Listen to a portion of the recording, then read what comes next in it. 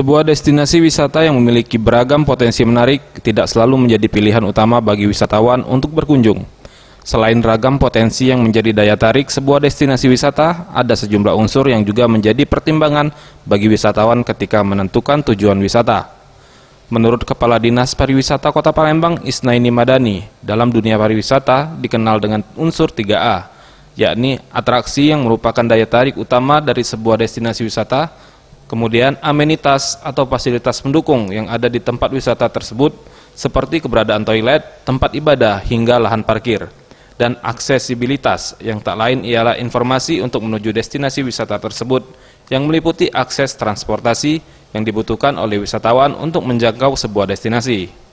Ketiga unsur ini penting dimiliki oleh sebuah destinasi wisata karena potensi daya tarik atau atraksi yang menarik seperti apapun tanpa dukungan amenitas dan aksesibilitas yang baik akan menjadi percuma. Atraksi wisata itu harus didukung oleh amenitas dan aksesibilitas. Tiga ini seperti tidak bisa dipisahkan.